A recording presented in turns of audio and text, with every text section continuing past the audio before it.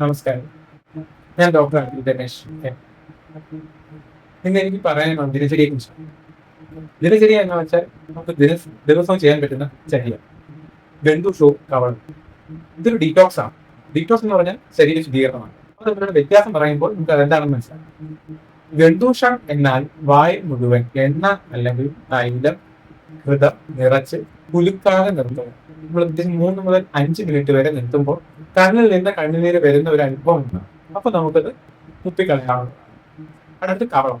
കുറച്ച് എണ്ണ അല്ലെങ്കിൽ കഷായം, അത് വ്യക്തിയനുസരണം. അത് റെഗുലർ കഷായം വേണമെങ്കിൽ ഉപയോഗിക്കാൻ പറ്റുന്നതാണ്. ഏകദേശം 1 മുതൽ 2 മിനിറ്റ് വരെ വായിൽ കൊണ്ടതിന് ശേഷം കുലിക്കുക. അതിനുശേഷം ഇവയാണ് ഇത് ചെയ്യുന്നത് കൊണ്ട് ശുചീകരണം, രസായന ഗുണം, മുഖദോഷം എന്നിവയ്ക്കായി ഗണ്ടൂഷം നമുക്ക് ദിവസേന ചെയ്യാവുള്ളൂ. ശുചീകരണം എന്ന് പറയുമ്പോൾ എങ്ങനെയാണെന്ന് വെച്ച് കഴിഞ്ഞാൽ വായുവിലുള്ള ടോക്സിൻസ്, രക്തക്കുഴലുകൾ വളരെ അധികമുള്ള ഒരു ഏരിയയാണ് നമ്മുടെ വായു. വായുവിലുള്ള രക്തക്കുഴലുകളിൽ നിന്ന് ടോക്സിൻസ് പുറത്തേക്ക് നമുക്ക് ശ്രമിപ്പിച്ച് കളയാൻ പറ്റുന്നതാണ്. രസനേന്ദ്രിയങ്ങളുടെ ഉത്തേജനം, അതായത് ടേസ്റ്റ് പെർസെപ്ഷൻ, ടേസ്റ്റ് എൻഹാൻസ്മെന്റ് എന്നിവയെല്ലാം നമുക്ക് ചെയ്യാം. ദന്തം മൂലം, അതായത് ഗംസ്, അതായത് മോണയ്ക്കുള്ള സ്ട്രെങ്തനിങ് ചെയ്യാൻ പറ്റും. വാക്ശുദ്ധി, ക്ലാരിറ്റി ഓഫ് സ്പീച്ച് എന്നിവയ്ക്ക് നല്ലതാണ്.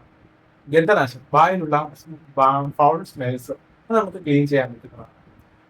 പ്രമേയത്തിലെ വായിൽ വരുന്ന വരൾച്ച, ഡ്രൈനസ് ഓഫ് മൗത്ത് ഇതുവഴി ക്ലിയർ ചെയ്യാം. മനസമാധാനത്തിന് വേണ്ടി നമുക്കിത് ചെയ്യാം. ഇപ്പോൾ എല്ലാവർക്കും ചെയ്യാൻ പറ്റുമല്ലേ? പല പല സെലിബ്രിറ്റീസും ഇതുപോലുള്ള ദിനചര്യ അവരുടെ സൗന്ദര്യ രഹസ്യമായി പറയാം. എന്നാൽ ദന്താരോഗ്യത്തോടൊപ്പം മുഖ സൗന്ദര്യവും തലയ്ക്കും മനസ്സിനും നല്ല ശുചിത്വവും ആഗ്രഹിക്കുന്നുണ്ടെങ്കിൽ 2 ദിവസം സംഭവം നിങ്ങളുടെ ദിനചര്യയിൽ ഭാഗം.